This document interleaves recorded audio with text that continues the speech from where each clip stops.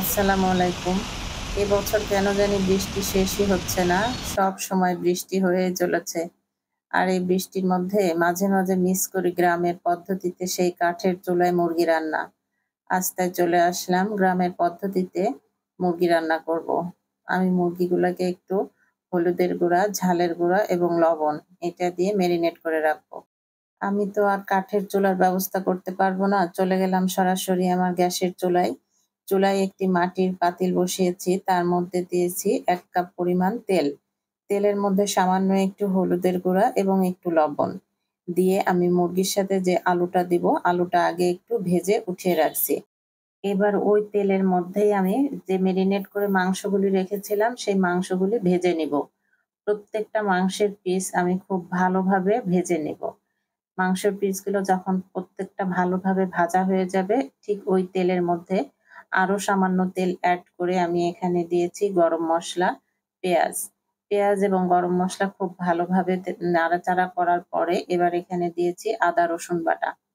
আদা রসুন বাটা দেওয়ার পরে এখানে আমি এড করব শুকনা মরিচ, হলুদের গুঁড়া এবং জিরা গুঁড়া। গুঁড়া মসলাগুলি দিয়ে প্রত্যেকটা খুব ভালোভাবে কষিয়ে নিতে হবে। কষিয়ে নেওয়ার পর আমি ওই মসলার মধ্যে দিয়ে দিব আমার ভেজে রাখা মাংসগুলি। মাংসগুলি দিয়ে মাংস থেকে যে পানিটা বের হবে, ওই পানিটা দিয়ে আমি খুব ভালোভাবে মাংসটা কষিয়ে নিব। দেখুন মাংস থেকে কি পরিমাণ পানি বের হয়েছে। আর এই পানিটা দিয়ে যদি মাংসটা ১ম এ খুব ভালোভাবে কষিয়ে নেওয়া যায়, তাহলে মাংসের টেস্টটা সত্যিই খুব ভালো আসে। মাংসটা ভালোভাবে কষানোর পর এখানে আমি দিয়ে দিচ্ছি ভেজে রাখা আলুগুলি।